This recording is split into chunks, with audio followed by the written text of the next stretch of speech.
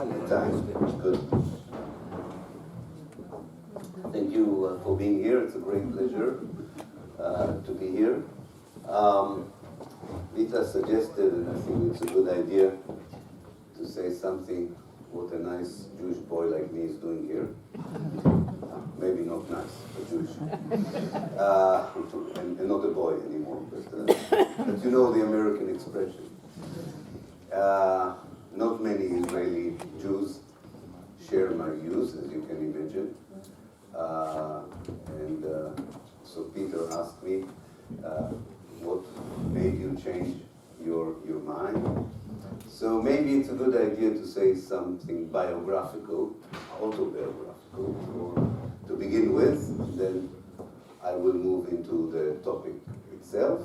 And in the discussion afterwards, maybe we can also talk about the connection between biography and ideology. I'm giving you a hint. So I was born in Israel a few years after the Nakba, the 48, and I grew up as a typical Israeli Jew. And whenever people ask me what caused your transformation, how did you become anti-Zionist, how you became committed, totally committed to the Palestinian struggle, it's not an easy question to answer. I wrote a whole book, which did not appear in Danish, unfortunately, but who knows, which is called Out of the Frame, came out in Arabic as well, Har Israel, in which I tried, in a book at least, and I needed a book to explain to myself the transformation.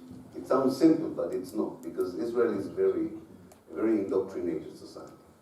I don't know how many of you realize how indoctrinated Israel is.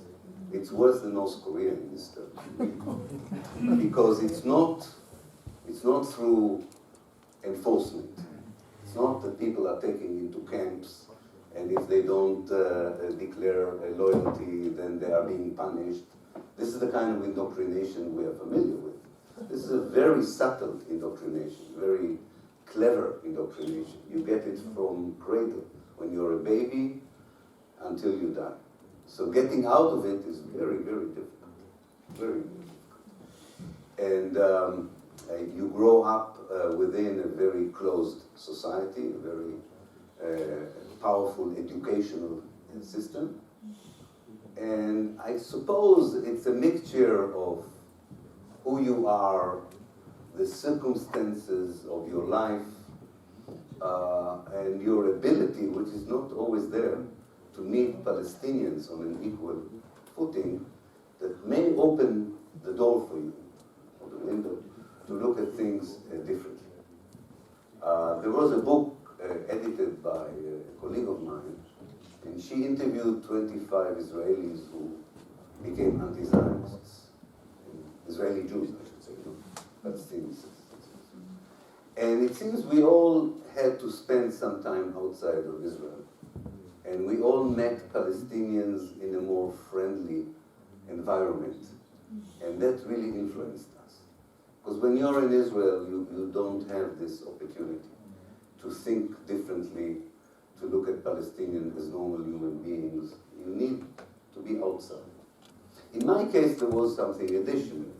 I'm a professional historian, and I was very interested in the history of the country in which I was born. And I was particularly interested in 1948, the year of the foundation of the state. And what I saw in the archives had a strong influence on my views.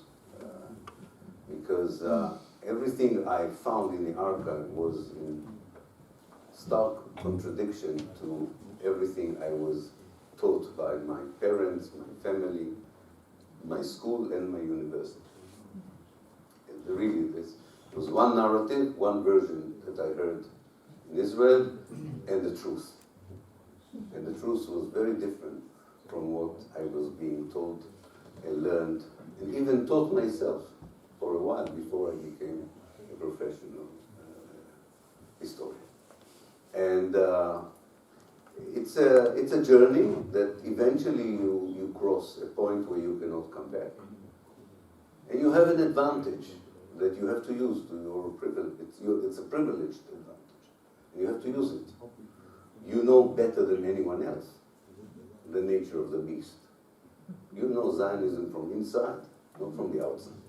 You understand the DNA much better than most people because you were part of it and you went out of it. And I think that it becomes useful in the way that you can contribute to your to the struggle for freedom and justice in Palestine.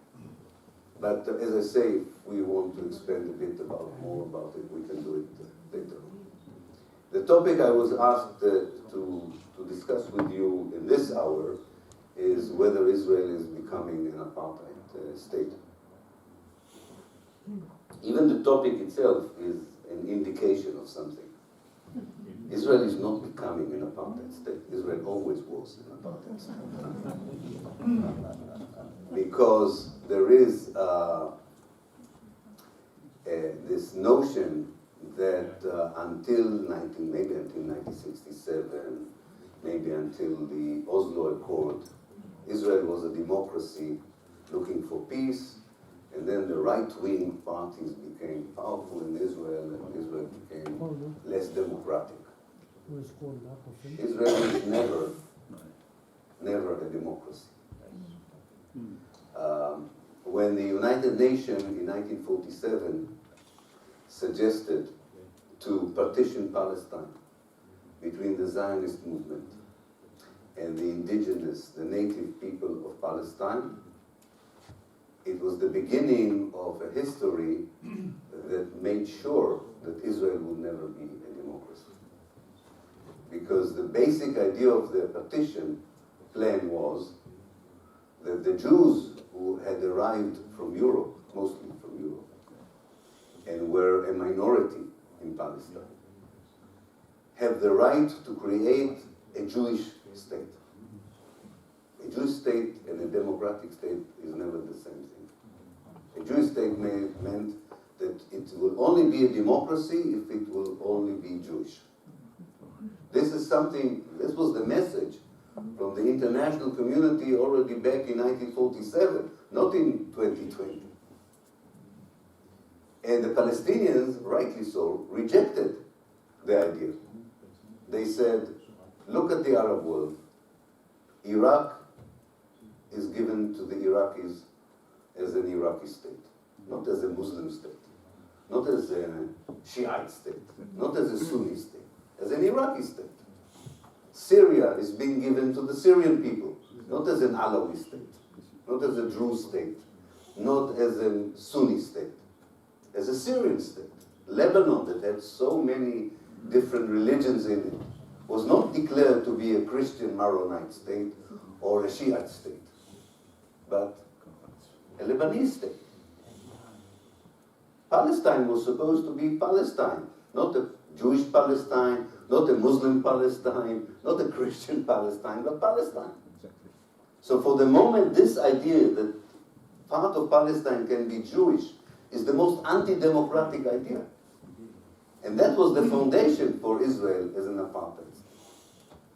And not surprisingly, even if the partition plan, as you know, the United Nations, the idea to partition Palestine into 2 states, even if it were accepted, the idea was, because the United Nations was still thinking in a democratic way, it said, okay, in the Jewish state, half of the people would be Arabs and half of the people would be Jewish, because even the United Nations could not go to the end with this idea of a racist state.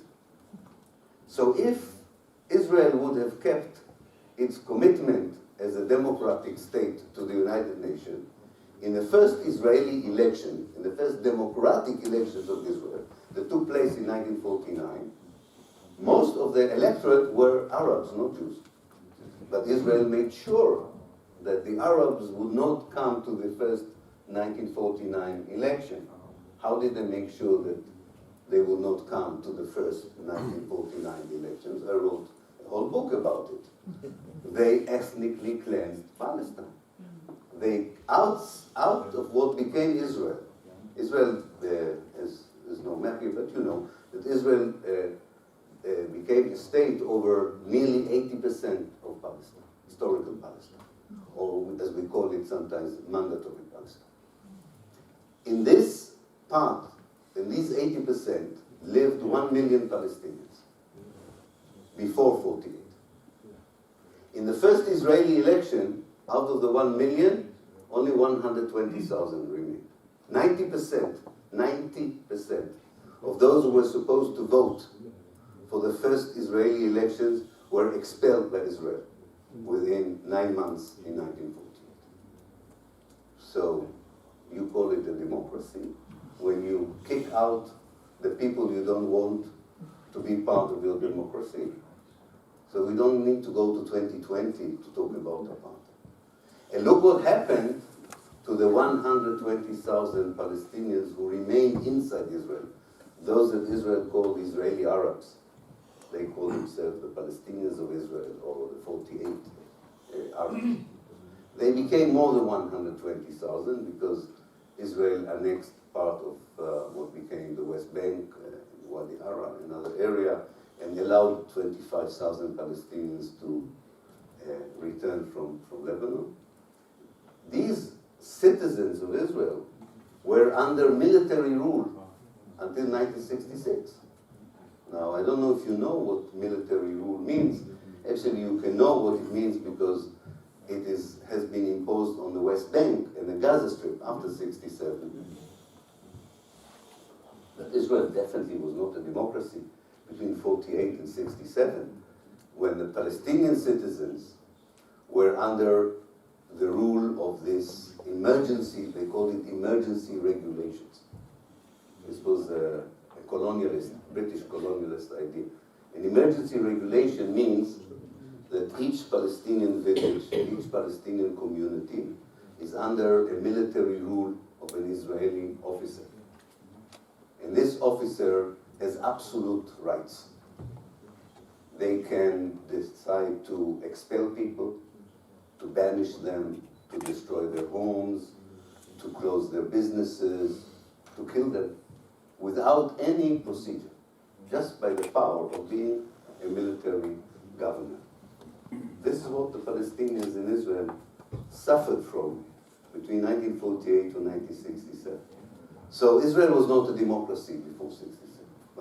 When your own citizens are under a situation where, apart from the right to vote and to be elected, but even that right was a bit limited, you have no basic human rights and civil rights.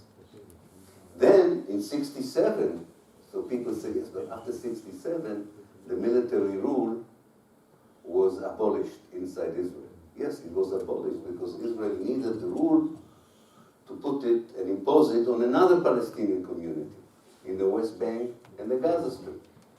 So yes, Palestinians inside Israel had more rights than before, but still Israel was an apartheid state. Everywhere where Israel ruled, whether it's inside the pre-67 borders or in the West Bank and the Gaza Strip, Israel did not rule as a democracy. The West Bank and the Gaza Strip, as you know, were under military rule, at least until 1981. The same rule as the Palestinians inside Israel. No basic human rights, no basic civil rights. Then in 1981, Israel created what it called the civil administration. But it was another name for the military rule. It did not change the life of people under occupation. In 1993, under the Oslo Accord, which was a disaster, Israel supposedly allowed Palestinians to have independence in part of the West Bank and in Gaza Strip. But as we know, the reality in those areas after Oslo was even worse than the one before Oslo. So it was not freedom, and definitely Israel was still occupying millions of Palestinians against their will, and you cannot call this a democracy. And in fact, the nature of the Israeli apartheid in the West Bank and before that in the Gaza Strip, or what Israel is doing today to the Gaza Strip, the siege on the Gaza Strip, is far worse than apartheid. And I'm not saying this. This is what Desmond Tutu said when he came to visit the West Bank. He said it's much worse than apartheid South Sudan. But also inside Israel, Israel was not a democracy.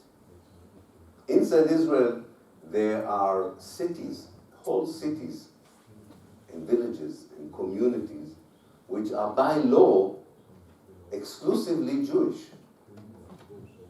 Palestinians are not allowed to live in certain towns, in certain communities. Imagine that Jews in Denmark will not be allowed to live in, what's the place? Milfa. Imagine. They would say it's only for Danish people. Not only for them, only for Christian Danish people. And maybe only for certain Christian Danish people. This is unbelievable, and yet they call Israel the only democracy in the Middle East. Most of the land in Israel is owned by the state and by the Jewish agency. The Jewish agency is not allowed to sell land to non-Jews. So the Palestinian citizens of Israel find it very difficult to buy land and to expand. In fact, Israel did not build one new Palestinian village since 1948, but kept expropriating, taking away land from the Palestinians that was still theirs after 48. The reason that this is all done, and I will come back in a minute to the situation today, or at least in the last 10 years, the reason that this is done, and the reason Israel will never be a democracy, is the nature of Zionism and the nature of Israel. And we have to understand it. And many of us do not understand it because the Israeli propaganda that has a lot of support in the West was able to sell this lie. It's a lie.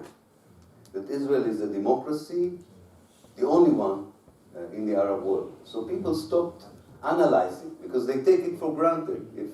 If that's what the Americans say and that's what the Europeans say, then Israel is democracy. You don't need to test it, but you have to test it. You cannot accept these slogans uncritically, especially if you know the truth. And the reason that this is so is because Zionism is a settler colonial movement. As I said yesterday in a lecture in Copenhagen, we need to understand this term, settler colonialism. For my Arabic friends, it's istimar istitari, which is very different from classical colonialism. Classical colonialism is if Britain sends British people to India to build a colony, and when the empire is over, the British people from India come back to Britain. They have somewhere to come back to. Settler colonialism is very different. It's a European phenomenon. And it doesn't matter whether we're talking about Jews or Christians. Quite a few people in Europe, including the Jews of Europe, felt unwelcome in Europe. In fact, felt under real existential danger in Europe. And they had to leave Europe, like the Jews. They had to leave Europe. And they were looking for a new life. I would say they were looking for a new home and a new homeland. In fact, what they wanted was to create a new Europe outside of Europe, because Europe did not want them. If you look at the writing of the founder of the Zionist movement, Theodor Herzl, was dying to be a German nationalist. All his life he was trying to be accepted in the German nationalist clubs and was denied entry. And he said, okay, we'll create a Europe outside of Europe. That was the idea of Zionism, but it was not only the idea of Zionism. European settlers who came to North America, to Australia, were also people who were kicked out of Europe, wanted to create a new Europe. And their main problem was that they always chose a place where someone else was living. The native people, the indigenous people, the original people of the place. And always the Europeans decided that the best solution is to remove, to get rid of the native people. In North America, they genocided the Native Americans. In Australia, they genocided the Aboriginals. In Palestine, they only ethnically cleansed them. But it's the same idea. The idea is the main obstacle between me and a successful project is the local population. I need to get rid of it. Now, if this is the ideology, how can it be an ideology for democracy? How can it be an ideology for human rights and civil rights? Inherently, Zionism cannot respect the human rights and civil rights of the Palestinians, because the Palestinians' crime is being Palestinian and not Jewish. It's not surprising that in the 1950s, David Ben-Gurion, who was the first prime minister of Israel, wanted to try to convert the Palestinians in Israel into Judaism, hoping that this would somehow solve the problem. So all these actions that I've described until Oslo, let's say until the end of the 20th century, whether it's the ethnic cleansing in 1948, the expulsion by force of half of Palestine's population, whether it's the military rule on the Palestinians inside Israel, or the military rule over the Palestinians in the West Bank and the Gaza Strip, or whether it's the brutal policy of oppression against the West Bank since Oslo, or the genocidal siege on Gaza since 2006. All these policies come from this DNA that says there will never be a proper Jewish state if the Jews are not at least absolute majority in the land of Palestine. So if you take more of Palestine, you need to get less of the Palestinians. And this is the basic ideology behind it. So why do we say that Israel may become an apartheid state? It is, it always was an apartheid state. I edited the book, and I called it The Many Faces of Apartheid. Apartheid is not only the model in South Africa. There are different models. In the south of the United States, until the 60s, there was apartheid too. It was not exactly the apartheid of South Africa. And there are apartheids around in the world. It's not only one model. The Israeli model is very specific. It is very, very specific. It claims that Palestinians as individuals, not as a collective, if they are a small minority, they can live under a Jewish state. If there are in larger numbers, they have to live in Bantustan, that is to be closed in big areas like in the West Bank, area A in the West Bank, or the Gaza Strip. This is inhuman. This is barbaric. This is criminal, thinking that your Ministry of Foreign Affairs thinks is very democratic, is very enlightened, is very progressive. That's how Israel is being described in the world, as a beacon of progress, of democracy, while it is adopting, and I always adopted, an ideology which is inhuman, barbaric, and unacceptable.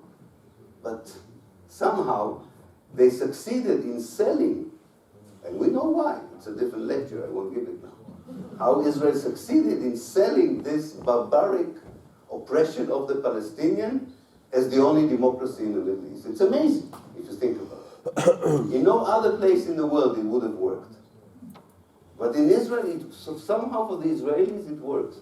They do terrible things to the Palestinians, and they are being welcomed in the world as the only democracy in the Middle East. It's fantastic. And as I say, it's not a simple project.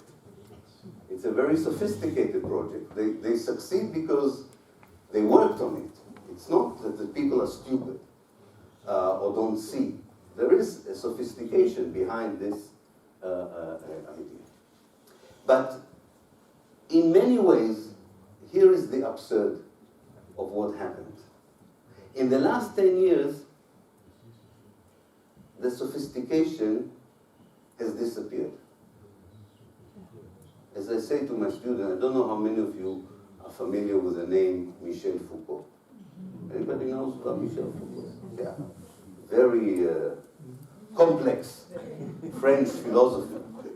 That when you go to the university and you use Michel Foucault, you say to students, if you really want to know the truth behind a very complex reality, read Foucault, because Foucault will help you to understand, the hidden meanings of things. So when I say to my students, I say to them, since 2010, you can throw out Foucault, thank God, because it's not an easy book. You can throw it out of the library. You don't need it anymore when you write about Israel. The whole sophistication has disappeared. It's very interesting. So we are in a very complex reality. On the one hand, when the sophistication is gone, the Israeli brutality is even worse towards the Palestinians.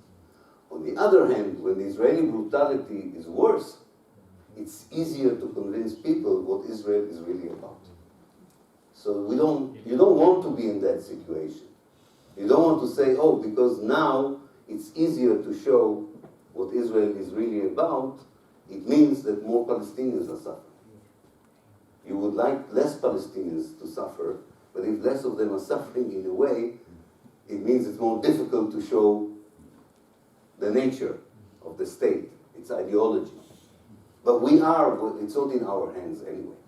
We don't have a control over it. Israel since 2010, actually since 2009, we call it the Netanyahu era, since 2009, under Benjamin Netanyahu, has stopped, very positively I should say, stopped playing the game of democracy.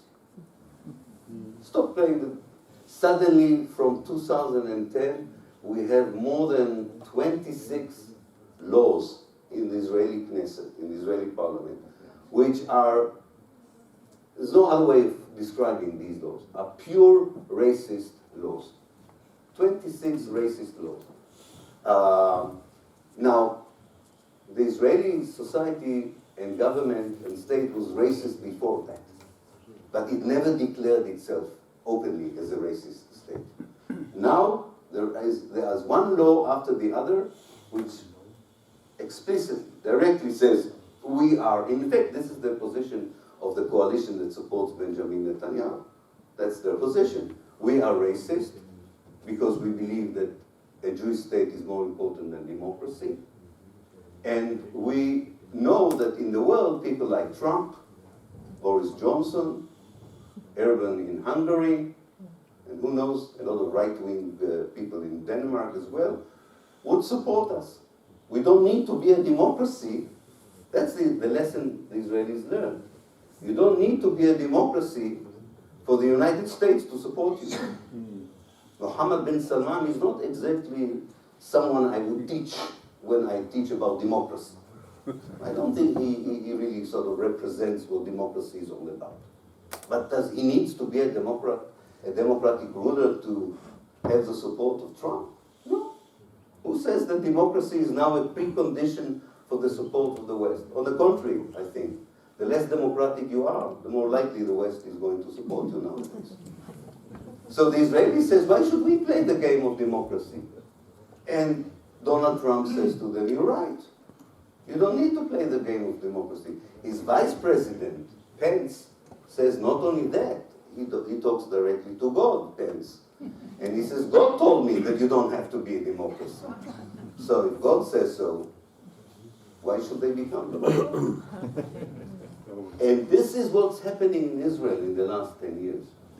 And that's why Palestinians inside Israel and Palestinians in the West Bank and Palestinians in the Gaza Strip are now all treated in the same way. There's no more a distinction. Nobody plays this democratic game anymore. And this is a process that will continue. They would outlaw any Palestinian party that does not play the game, and they would impose, again, military rule on certain parts of Israel. This is in the making. This is in the making. The Israeli nationality law from the summer of 2018, Israel adopted a nationality law, which they call it a constitutional law. Israel doesn't have a constitution, but the constitutional law is almost like a constitution. According to that law, which is really a replica of the apartheid law of 1948, that law says very clearly, it says all over historical Palestine, not only in Israel, from the River Jordan to the Mediterranean, there's only one nation, the Jewish nation. Anyone who claims to be another nation is against the Jewish state and therefore an enemy of the Jewish state. And Israel would use colonization to Judaize the whole of Palestine. Now, Israel did it before the nationality law. It did it since 1882. But this law says we are proudly presenting ourselves to our people and to the world as the only legitimate nation in historical Palestine. Not in the state of Israel, in historical Palestine. That is from the River Jordan to the Mediterranean. Which means, of course, an end to any hopes for the two-state solution, which I never believed in. In fact, someone gave me this flag. I think this is the flag of the one democratic state. Maybe, I like it. I think this will be the flag of the one democratic state. Maybe we'll have a small Star of David if they behave well. We'll put it there. I think nobody would object, just to make them feel that they are welcome. But I think it kills the two-state solution. It really does. Because, and you know, all they do surveys in Israel all the time. And since 1948 until today, the vast majority, if you ask the Israeli Jews in surveys, if you would have two options, to have a democratic state or a Jewish state, what would you prefer? The vast majority prefer a Jewish state over a democratic state. What did the two-state solution do? And what did the liberal Zionists do very cleverly? They said, you don't have to choose. You can be a Jewish democracy, which is like being an enlightened occupier, or a democratic colonizer, or a gentleman criminal, or a moral expeller. You can't be a Jewish democracy. But it worked for a while because it felt, especially Jewish communities around the world felt much better with that. It said to them, listen, this is unique. This is really unique. We are both a racist ethnic state, but we're also democratic. Because we are, I don't know why, because we're unique people, we are the chosen people, I don't know why, but it will work. With us it will work. And therefore, everywhere Israel said we are a Jewish democratic state. Nobody, as I said, nobody bothered to examine if it's at all possible. It's impossible. You cannot be either a Jewish state or a democratic state. You cannot be both. But liberal Zionism that controlled Israel until the end of the 20th century was very able to sell this to the world as something that has not happened yet. It's true, they said, but will happen. When will it happen? When the two-state solution will become a reality. Even some Palestinians bought this idea, which is a bad idea, not a good idea. But they bought it because if you live in the West Bank under a harsh military occupation, you want to believe that the two-state solution will bring an end to the military rule. But the two-state solution, as we see, does not bring an end to the military rule. It allows the military rule to continue as if there is peace. That's not a solution. So, but the liberal Zionists were able to say, you know, peace has not come yet. And when peace will come, you will see exactly how a Jewish state can be democratic. Yes, it's true, it's not working yet, but the reason it's not working is because there is still a conflict, because there's still a war. So you can't expect us to see it working. And it worked for a while. I think the good news in the bad news in the last 10 years is that they're not even claiming that anymore.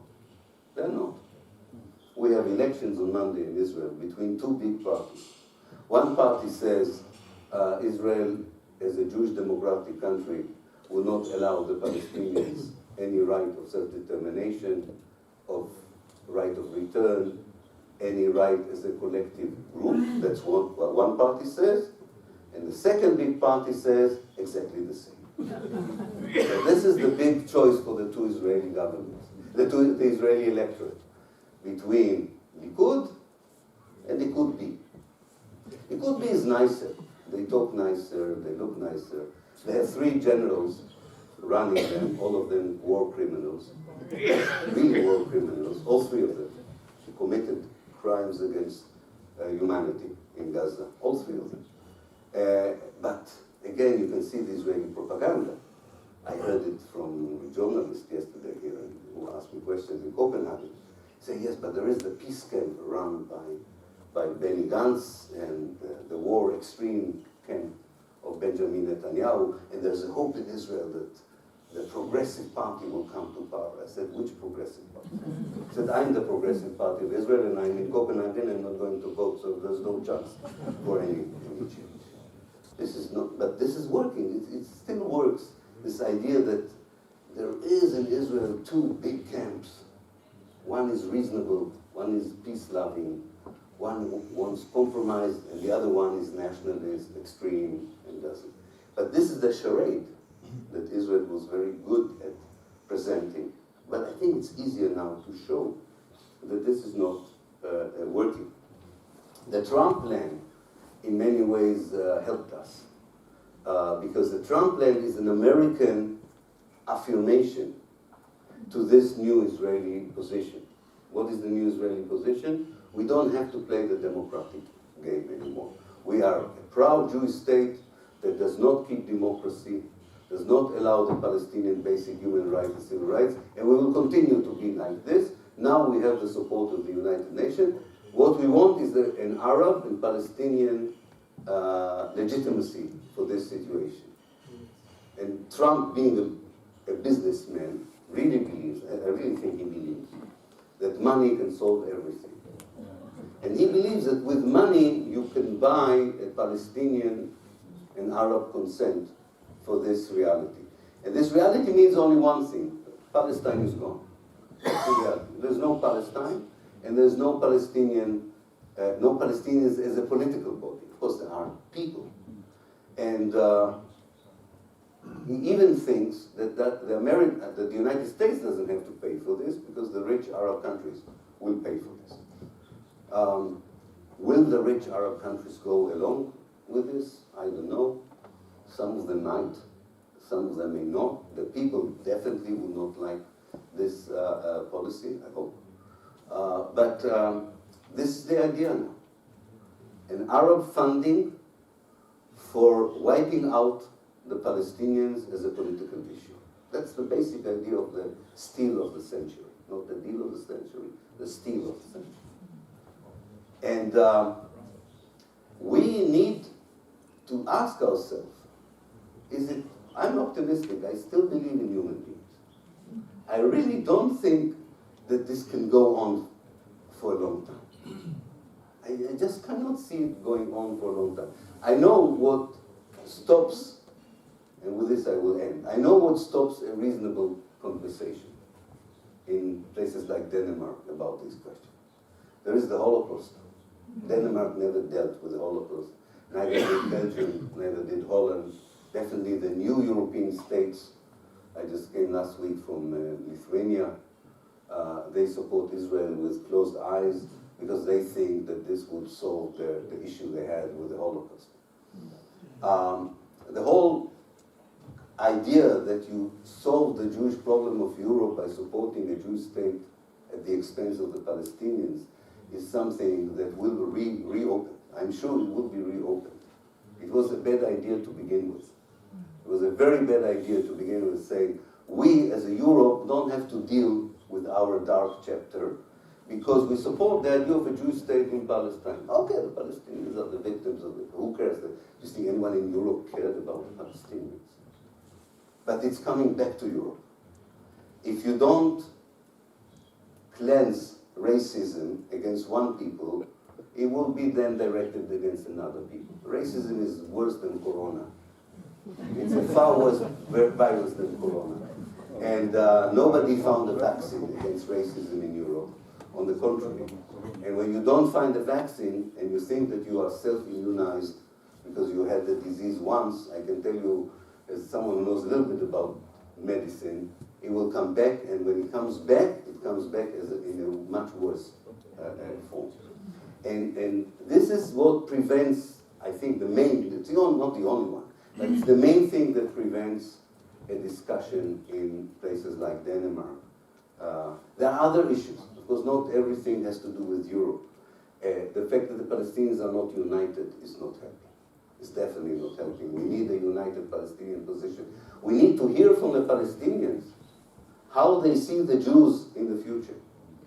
So if you go to the official Palestinian position, they say, yes, we believe in two states, and that's the vision. But it's not the vision anymore. The counter-vision to the steal of the century is not a two-state solution anymore. The counter-vision to the steal of the century is one democratic state in Palestine. A very difficult project. I'm not stupid. I know it's almost an impossible project. So I don't blame politicians who are still trying to work for two-state solution. I think you refer to the declaration of politicians in Europe against the Trump. We should support this. We should support recognizing Palestine in the United Nations, but we should not elude ourselves. This is not a solution. This is something to stop the oppression tomorrow, but it's not, it's like the aspirin for the headache. It's not the cure for the disease. Other things that don't help, of course, is the Christian Zionists in America, which are very powerful. The fact that the Jewish communities are still not behind us on this. So there are other reasons, that's not the only reasons. But I think we should be able to, at least as activists in churches, in universities, in communities, we are not politicians. We should be able to begin to discuss openly these questions without any fear. In our universities, we should teach Zionism as part of the history of colonialism, not as part of the history of democracy. In every university in Denmark, I can show you, I checked it.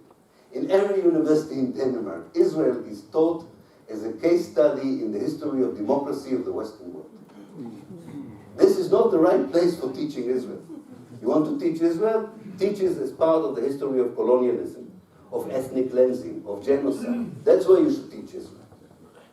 Don't teach Zionism as part of Western Enlightenment. Teach Zionism where you teach about racism. You don't need a government decision for this. You don't need to be the Prime Minister of Denmark. You have to be a brave academic professor. Now, brave academic is a bit of an oxymoron. Not academic and courage. Academic courage does not really exist. So you need maybe an activist who's an academic. When people say to me, Israelis say all over the world, he's not a serious academic, he's an activist. I said, thank God that you see that. I'm a serious activist. I fully admit it. There's nothing wrong with it. But I think this is something important in the media, in the academia. At least there we should have a real discussion.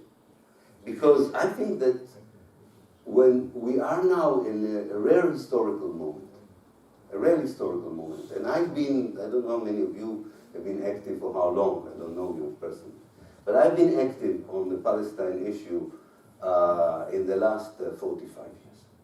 45 years. And I don't remember a moment like this in terms of the civil society, not the governments, not the mainstream media, not the mainstream academia, about the communities, including in America. There was never a support for the Palestine cause as there is today.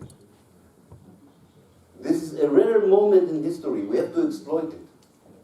And we will not be able to exploit it if the Palestinians will not be united, if the Palestinians will not lead the way for a new vision, and if we in Europe and in America would not join initiatives like the BDS, the boycott, divestment and sanction, if we would not treat Israel as we treated apartheid South Africa, and only then, I can assure you, we who work inside the Jewish society in Israel would begin to see good results there as well. I can tell you that from the moment the boycott, divestment and sanction, the BDS started, the number of young Israelis who are willing to hear people like me is growing, it's not going down. It's growing because they know that people who support BDS in Europe, despite of the government propaganda, not only that they are not anti-Semites because many of them are Jews, but because these are people that they know are supporting just causes all over the world. They are not focused just on Palestine. And I think this shows you that the moment you will have all these elements in place, you can change the reality. You talk to people in South Africa, before apartheid fell, people were desperate in the ANC. They didn't believe that apartheid would ever come to an end. You talk to people in Palestine, you can hear the same despair, understandable. But as historians, we know that these processes can happen even if you're not ready for them. You know, and I'm looking, and with this I will end, for something which is similar to the fall of the Berlin Wall. I'll tell you why. When I met Desmond Tutu in South Africa, he told me something which I didn't know. He said to me, when the Berlin Wall fell, Mandela was still in jail. And he used to write to them little notes from jail.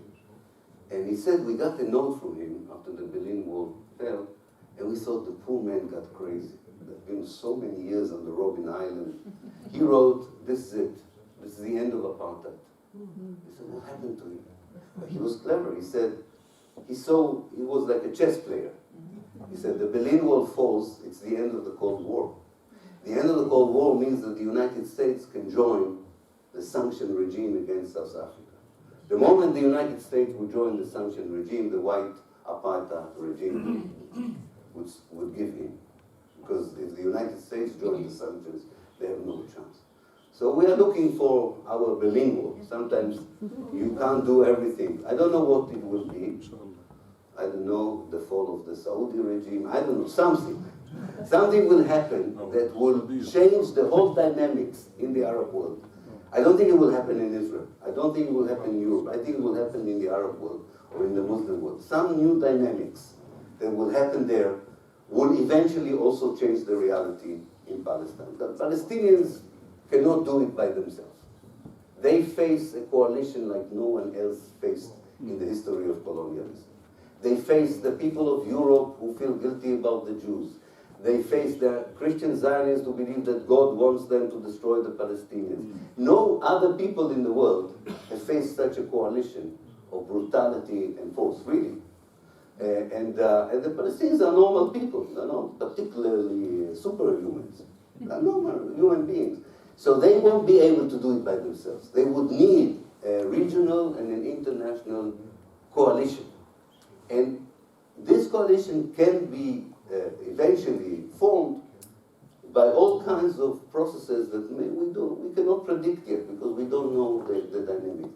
As activists, I think, we should continue to work until this Berlin Wall happens, because when it will happen, it will be good to be ready with ideas, with visions, with goodwill and solidarity, because otherwise you get into a situation like in Rwanda or in Zimbabwe, where you end one oppression and you fall into another one. And this is not what you want. You want something better even than post-apartheid South Africa, which has its own problems, as we know. But I think that we have a lot of work to do in Denmark. I'm just giving Denmark as an example because I'm here, and of course there's a lot of work to do elsewhere in Europe. Even if you feel, and rightly you feel, that your political elite, your mainstream media, maybe even the mainstream academia is not there, this is the time for civil society to take the lead, to change the language. Don't talk about the peace process. Talk about decolonization. Don't talk about Israel as a democracy. Talk about Israel as an apartheid state. And if someone says to you, you're anti-Semitic, because of that, don't be afraid. You say, no, I'm anti-racist. I'm anti-colonialist. We have to defend our integrity, even if people, and the reason they think they can throw at you the accusation of anti-Semitism has to do with the history of Europe, not with the history of Pakistan. You have to remember that. But you need time. I know, you need time. It's not easy to explain to people why anti-Zionism is not anti-Semitism in 1 minute. You cannot do it. Forget about it. Even 10 minutes is not enough. You will have to sit with people and ask them to give you their time. Because you can explain to them why this is wrong. But if you try to do it in a studio and television, it will not work. You will look foolish. You will look anti-Semitic, actually, because you can't do it in 10 minutes. You go, no, Zionism is ideology, Judaism is a religion. It doesn't work. You will say, no, I'm not going to television to do this, but you can come to the lecture. You can come to the workshop. This is something that is one of the main obstacles for changing the disc in the minds of politicians and journalists in this country and all over Europe. This fear that if they criticize Israel, they would be regarded as anti-Semitic. It's not because they don't know what's happening in Pakistan. They know exactly what's going on. It's not ignorance that prevents them to stand against Israel. It's not ignorance, not anymore, not in 2020. People in 2020 know exactly what goes on in Pakistan. Sometimes even better than the Israelis. They know. No, what prevents them is they say Israel would tell us, and now they have this new definition of the Holocaust denial. They will say to you, you are a Holocaust denier, you're anti-Semitic, and if you're not Jewish, you will feel a bit less confident about it. They know it. They worked. I'm writing a book about it now. It's called Lobbying for Zionism. I don't know if you know, Israel has a special ministry that has worked for 15 years on this project. The project is to weaponize, I don't know if you know this word in English, you weaponize anti-Semitism to make sure that there is no criticism in Israel. Weaponizing means you use anti-Semitism as a weapon to shoot with it at anyone who criticizes Israel. And they prepared it for the last 15 years. They devoted millions of dollars to work on it, and they feel very successful. They destroyed Jeremy Corbyn in England. They are going to destroy, unfortunately, Bernie Sanders in the United States, and they will destroy any politician in Denmark who would dare to be pro-Palestinian. But they succeed because we are not fighting back. Some of us accept it. Or some of us say, okay, I don't want any trouble, I don't want to. The last thing I want as a Christian is to be regarded as anti-Semitic. I don't need this. You need it. Believe me, it's good for you. It energizes you. It shows you who you are. You have to deal with it. Don't be afraid of dealing with it. You have to deal with it. For the sake of the Palestinians, you have to deal with these accusations. Because if you deal with them successfully, this weapon that Israel has built, which is more powerful than their F-16 and their tanks. It's a much more powerful weapon. This weapon would be useless for them if it doesn't work on you. If it works on you, it's a very successful weapon. So we make sure that this weapon doesn't work. Okay, thank you.